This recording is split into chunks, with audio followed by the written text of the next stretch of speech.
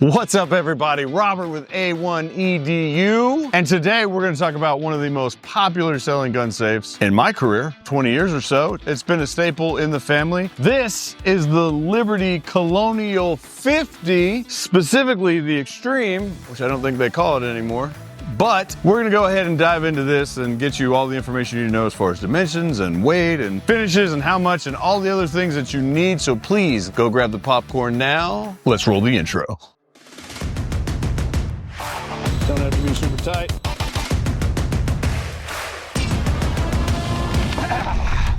Before we get started, Alexis, behind the camera, calm down, be a grown-up. This is a part of the video where I like to say thanks for being here. We do a little something special, and we say thank you by giving you a discount code to use on our website platforms. We've got two websites for you to check out. There's a-1locksmith.com, and we also have libertygunsafe.com. So whichever one you fall onto, please use the code A1EDU. Is it flashing? And that way you can save yourself some money. Again, that's literally just us saying thank you for taking the time to check us out. And hopefully you find this video educational and entertaining, right? So around here at A1EDU, we like to start things off with a little game we call What You See in Front of You. I can't see whatever you're looking at right now. So whatever the editors are playing with, we're gonna go with it. And typically I'll start this game with dimensions so we can get a good idea of exactly how large this is and whether or not it fits in your space. I'll start with the height. And on this one, it is 72.5 inches tall. It is 42 inches wide and it's 27.5 inches deep. That is actually only the square, or the footprint, I should say, of this square rectangle box safe. So typically what that does not include is going to be things like our keypad, the 3-spoke handle, which yes, does look like the flux capacitor. Does look like the flux capacitor. And it does not include the power. Like if you added power, this one does come with it. So if you had an outlet kit, there's so much of that sticking out of the back. So you take the 27.5 and you go ahead and smack on a nice smooth 3 inches. This many. And now you're covered for your depth. Keep that in mind. This finish is textured black. Of course, it has the silver writing, chrome hardware to match the silver writing. In this instance, yes, we're looking at the Secure RAM backlit keypad. This is an exceptionally popular keypad. It has been for some time now. This can have a mechanical lock as well. That is an option. And in the Colonial family, there is no price change between the two. So you can have either one. Easy to use. We have lots of videos on like how to change a combo, or if your safe has a mechanical lock right now and you're like, that does look cool. We have a video on how to swap them out yourself and how you can buy them from us and use that code I gave you. See what I'm doing there? I'm bringing it all in together. That's what's happening. What you see in front of you. So you see it, but you don't. And that's gonna be the thickness of the steel in which it's constructed of. And this particular safe, the Colonial line, they're made from a 12 gauge steel. Now, yeah, that's not a bank vault by any stretch of imagination. It's not some super heavy weight, but for the average homeowner or anybody buying a gun safe, 12 gauge has proven well to do what we need it to do. And we'll talk about the features that this one has with that to where we might consider this to be an option for us. 12 gauge is good. It's not phenomenal. It's not amazing. It's not great. But what is cool is that the Colonial family is a part of Liberty's dual fusion. They changed the name a couple years ago, trademark thing, also known as their 2-piece body. So you've got essentially, where is he? Ian? Ian. Oh, yeah, what do you need, Robert? Give me a hand. So essentially what you have here is that this side of the safe, the top of the safe, that side of the safe, and the bottom of the safe is constructed of one piece of steel. There's less welds. So they do that in order to help strengthen the box, which is great against, God forbid, your house went through a tornado or something like that, or somebody just beating the hell out of it. That helps a lot too. So this is one piece of steel that you see in front of you. The back, which you can't see, is then put in place and it's welded from the exterior and the interior as well. Then they build and construct the door and they hang it on there. 2-piece body, they call it. Or now, I'm sorry, dual fusion. So we're correct, okay? What you see in front of you, the door, it is constructed of the exact same 12 gauge steel that this is. However, However, then they put another layer of it behind the door to make it thicker and harder for somebody to try to, again, beat on or drill or pry or whatever. So not only now do I have the 2 layers of steel that I've got to worry about, but in this instance, there's actually 3 sheets of hardened steel in front of the lock that you're trying to drill to get to, making it incredibly difficult. And if you were just to walk up here and let's see if we can do it again. And a giant hammer. So if you were to walk up to it and you think, hey, I'm just going to smash it with my giant hammer,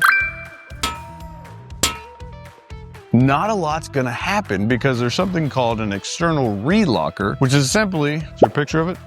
This is simply a mousetrap connected to the lock. So if the lock moves too much from somebody beating on it, well then the mousetrap, if you will, goes off. And the mousetrap happens to be a 3-inch piece of steel, and it's gonna shoot down into the track that this turns on, the handle, and it won't allow it to turn. Even if you knew the combination at that point, you're locked out. I've got to come drill for that external relocker. That's kind of a breakdown. I think we hit on most everything of what you see in front of you. Thanks everybody for being here. Thanks for playing. Very good. Any questions?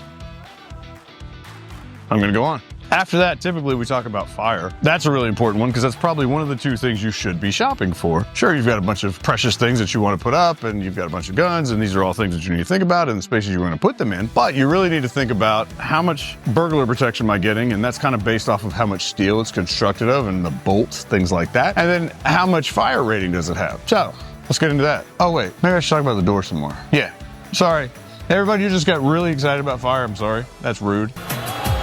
Let's pause. Let's talk about the door a little bit more. That makes sense just because of where we are in this video. Again, we were talking about the door, we were talking about the steel, we were talking about the relocker and the 3 sheets of hard steel for drilling through, but now let's talk about the bolts. So you've got these little dudes right here, and these are their solid state locking bars is what they refer to them now. These are a 1/4 inch thick, and they do extend all the way around the door. So when I shut the door, now I've got these nice 1/4 inch thick flat locking bars. Do you see this? I'll give you one of these. So now you can see that these little flat dudes are all going right behind here.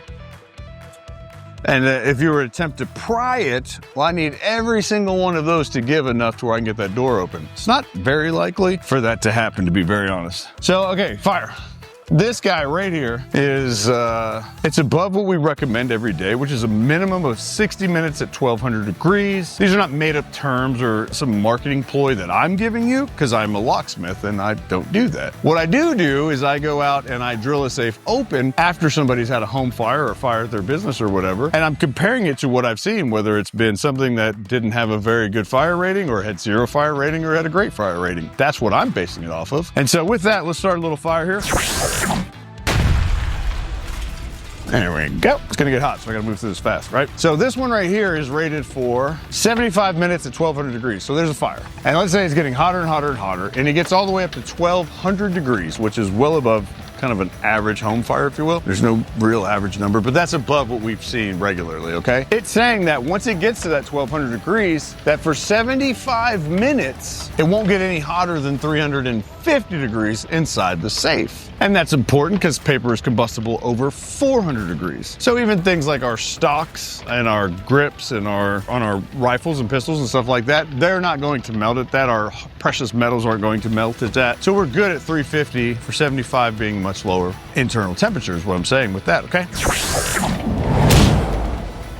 See, it just went away. It's amazing, it's magic. Also to help with that, with our fire, before we get into the good stuff that I know everybody's here to look at, talk about, and judge on, is going to be a little material here called Palusol. Palusol is running around the inside of this door jamb, so when the door shuts, it presses up against it. The idea of this material here is that at about 217 to 257 degrees, it'll start expanding and it'll get 7 times larger than it is right now. And that's so important so that when the door is shut, whatever gap of air or whatever may be between the door and the safe, because these things aren't airtight anyway, but whatever gap that is, well, that 7 times expansion is going to help close that off completely. So we're not going to get, hopefully we're not going to see any water from, you know, the fire department hosing the fire out. We're not going to have smoke and soot and all the things that happen during a fire. Hopefully none of that's coming in. These are all the steps that the manufacturer's taking to help that. And again, I've seen it do really well. One thing I've seen over the last few years too, or however long it's been, they've added this extra little thing on here, and we'll do a B-roll because you can't really see it from there. They've added what they call the dual fin.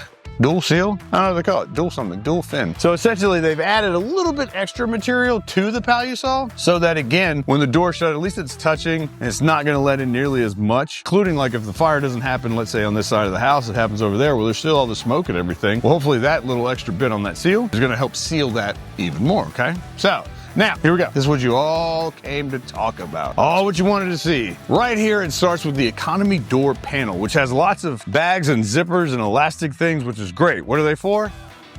Whatever you can put inside of them. These are large enough, I will say, for a full-size document. So you can put plenty of that stuff in here, which is a good idea because heat rises, so they'd be at the bottom of the door. That's useful. I mean, it's all useful space, but what's great, personally, is that yes, I can put 9 pistols on the door. That's great. And as you can see, we've used an assortment from large to optic to small to whatever, just to kind of give you an idea. That's all I'm trying to do is get your mind thinking, get your blood working, right? So we move on right into the interior. And again, I said extreme towards the beginning of the video because originally when this interior came out, it was called the Extreme because for years Liberty only had the one interior, which was essentially a divider right down the middle. So I had bay 1 and I had bay 2 on either side of my divider, right? It's kind of how gun safes were made, right? Well, they came out with the Extreme years ago, but I think now they're kind of dropping the Extreme name and it's just going to become one of their interiors. And I think it's referred to as the 6-in-1. Sounds right in my head. So essentially what they're saying is that I could have 6 different possibilities in one safe because I could have all gun,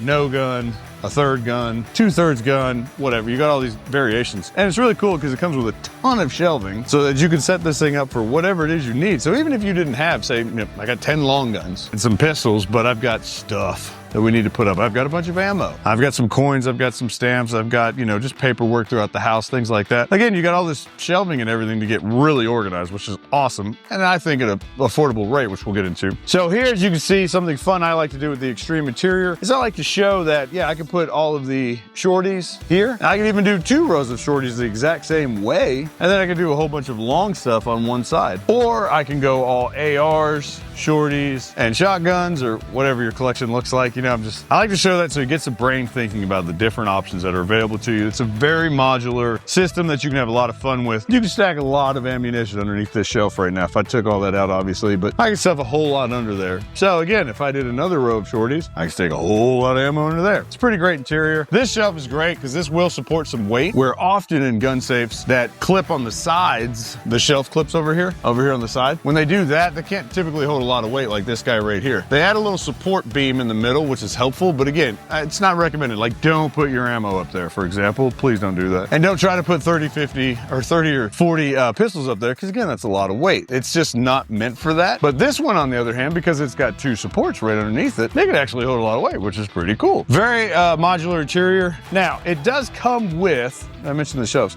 comes with a couple things. It does come with power already inside of it. So if you wanted to add lights or a dehumidifier to it before we delivered it, let's say, easy. It's already there. The power's already there. But it also comes with, which I think is super incredibly important, or useful, I should say, is the 10-pack of rifle rods. You see that? See it okay? So the rifle rods, again, we've done videos on these showing you how useful they are and how to use them. It's cool because they come with it, because what they're saying is basically if you take 10 of these, as a guy who's personally done it in his own safe, because you've watched the video, you'll see it's literally one of my safes. Even with optics, I could put 10 over here. I feel pretty good about that, to be honest with you. Using these rods, if I took this shelf out, I could use these, and this comes with it, so that's fun. There are 4 holes in the bottom of the safe, so it can be bolted down. And so if we deliver it, set it up where you want it, you can bolt it down wherever you want, which again is usually recommended. In our industry, we call it 50% of the security. It doesn't really matter how big, how strong, how heavy a safe really is if somebody just takes it. Something to think about. You don't have to, no. But it is something to think about. What else did we cover on this one? They call it a 64 long gun. I should probably put that out. That's what they call it. I know. Stop. That's just what they call it. I told you, we can do a lot with it though. Hey, maybe you should have a bunch of 22s. I can fit a lot of 22s in here. Nothing on them. So think about that. Question of the day. Everybody's got to have a question of the day, right? Show of hands for everybody with a 300 blackout. Everybody holding your hands up? And we'll see you. Put it down in the comment section. Let me know who's got a 300 blackout. And if you like it, or if it's not what you thought it was. This is Hopefully he threw the flag up at the beginning of the video. This is made in America. I'm gonna point that out one more time because I didn't say it at the beginning because he normally throws a flag for me because I forget. It is made in America. It is 980 pounds, ladies and gentlemen. That's the real thing, right? 980 pounds. Once you put some stuff inside of it, it's gonna get pretty heavy pretty quick. Easily over 1,000 pounds right there. There are 3 interiors, yes. So I talked about that standard interior with the divider down the middle and just the 1-2. You can get it that way. It's actually a little bit less expensive. This is a $100 upgrade to go to the extreme, which again, I strongly recommend. It's a really inexpensive way to get more modularity. And the Pro Flex interior, which we've done videos on those. Is there a picture of a Colonial 30? Yeah, we did the Colonial 30 Pro Flex interior. Here's a picture of that. You can do that too. That's a $350 upgrade. Something fun to think about. And here it is. I just wait till the end because I'm making you watch, so I have to tell you how much it is. This bad mamma jamma, as you see it, with everything we've talked about, minus my weapons, don't be silly, is gonna be $36.29. And again, I think that's a lot. And what I like about of all those things, honestly, is I love the fact that it's actually American made in Utah, which is really cool. So check it out on the website. Again, a-1locksmith.com, libertygunsafe.com. Use code A1EDU. While you're busy with all these other things I've asked you to do, go ahead and like and subscribe and follow, retweet me, hashtag me. What does this mean? Notification bell. I figured that on my own with her hand signals. Other than that, again, Robert with A1EDU, and I'll see you on the next video. Thanks for watching.